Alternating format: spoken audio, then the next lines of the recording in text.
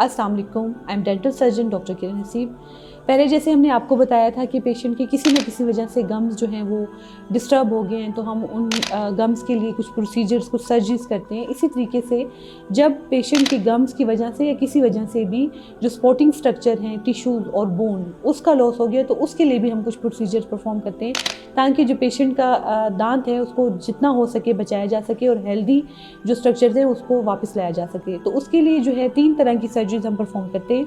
Periodontal flap surgery perform की जाती है, गाइडेड टिश्यू रीजनरेशन की जाती है, नंबर 3 जो है वो आपकी जो है बोन ग्राफ्ट किए जाते हैं। तो इन सब के बारे में मैं आपको डिटेल में बताऊंगी कि ये होते क्या हैं और किन किन केसेस में हमें जो है ना इनको परफॉर्म करना होता है। नंबर 1 जो है, फॉर एग्जांपल हमारे पास आ गई है flap surgery, periodontal flap surgery. एक पेशेंट हमारे पास आया है और उसको जो है वो स्केलिंग पहले कराता रहा है, लेकिन उसके जो है फूड पार्टिकल जो हैं वो ज़्यादा फंसते हैं दांतों के अंदर और वो सही तरीके से फ्लॉसिंग नहीं कर पाता और डीप पॉकेटिंग हो चुकी है, जिसकी वजह से बहुत ज़्यादा ब्लीडिंग गम्स हो रहे हैं और हम उसको नॉर्मल स्केलिंग के थ्रू नहीं कवर कर सकते। तो इस केसेस में हम लोग जो है वो डीप स्केलिंग परफॉर्म करते हैं, जिसमें क्या होता है कि हम उस टारगेट एरिया की या जहाँ भी ज़रूरत होती है, चाहे फुल माउथ है चाहे कुछ माउथ का हिस्सा है, वहाँ पर हम टिश्यू के फ्लैप्स को रिमूव करते हैं, उठाते हैं, नीचे से हमें बोन और दांतों की जो रूट्स हैं वो विजिबल हो जाती हैं। तो उन एरियाज़ में जहाँ पर जो हम देखते हैं कि गम्स डिजीज़्ड हैं, वो अच्छे से परफॉर्म नहीं करते, उसको हम रिमूव करके और जो टार्टर रूट्स के अंदर लगा हुआ होता है उसको हम रिमूव करते हैं, ठीक है। और उसके बाद जो है हम आपके टिश्यूज़ को वापस उसकी जगह पर स्विचर बैक कर देते हैं। तो इसमें पेशेंट को 2-3 फ़ायदे होते हैं। नो डाउट थोड़ा सा ये पेनफुल प्रोसीजर होता है, आफ्टर द सर्जरी भी थोड़ा पेन रहता है, पेशेंट को हम सॉफ्ट डाइट वगैरह भी प्रेफर करते हैं। लेकिन इसमें ये फ़ायदा है कि एक तो जो पॉकेटिंग है वो ख़त्म हो जाती है, आपका नेचुरल जो है टिश्यू रीग्रो कर जाता है और प्लस जो है आपकी बॉडी जो है बोन को रीग्रो करने की परमिशन देती है। तो दांत आपके जो है बजाय ये कि वक्त के साथ साथ डी पॉकेटिंग की वजह से और ज़्यादा बोन लॉस हो, टिश्यू लॉस हो और आपके दांत हिल कर आपके हाथ में आ जाए, बल्कि जो है रीजनरेशन से आपके दांत वापस हेल्दियर की तरफ चले जाते हैं। तो नंबर 1 तो हमारी ये सही थी। नंबर 2 जो है वो है हमारी गाइडेड टिश्यू रीजनरेशन।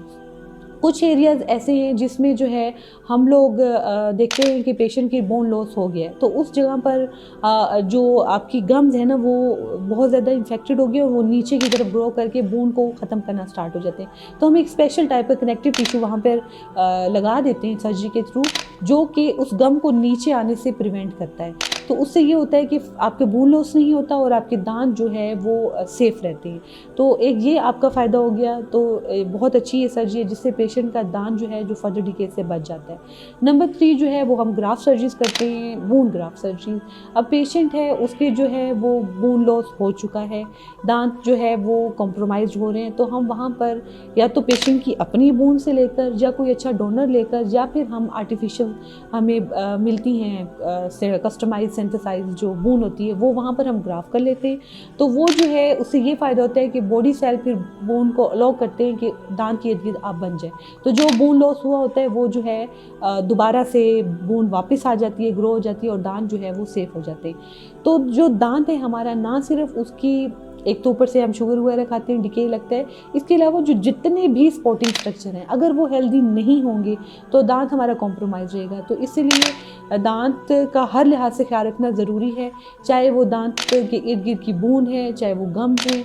तो ये मेक श्योर करें कि अपनी स्केलिंग की हैबिट बनाएं, प्लस रात को ब्रशिंग और फ्लॉसिंग की हैबिट को लाजमी करें, क्योंकि जो दांतों के दरमियान में खाना फंसता है उसको हम लोग ब्रश से नहीं हटा सकते, उसको हम इग्नोर करते हैं और वही आहिस्ता आहिस्ता आहिस्ता डीप पॉकेटिंग की वजह बनता है और फिर बोन लॉस और आपका आहिस्ता आहिस्ता आपको पता ही नहीं चलता दांत आपके हाथ में आ जाते हैं, क्योंकि ये पेन लेस प्रोसीजर है, इसमें कोई पेन नहीं होता। लाइक अगर कैविटी लगती है, डीप जाती है तो पेन होता है, रूट कैनाल की तरफ आ जाते हैं। लेकिन ये जो गम्स के इश्यूज़ हैं मेजॉरिटी ऑफ टाइम पेशेंट को पेन नहीं होता और फ्रंट टीथ में ख़ास तौर पे बैक में पेन होता है। जब डीप पॉकेटिंग होती है तो पेशेंट पेन के साथ प्रेजेंट करता है, लेकिन तब तक दांत हिल चुके होते हैं। तो ये चीज़ें अगर आप शुरू से ही नोटिस में रखेंगे तो आप अपने दांतों को डिके से और डिफरेंट डिजीज़ से बचा सकते हैं।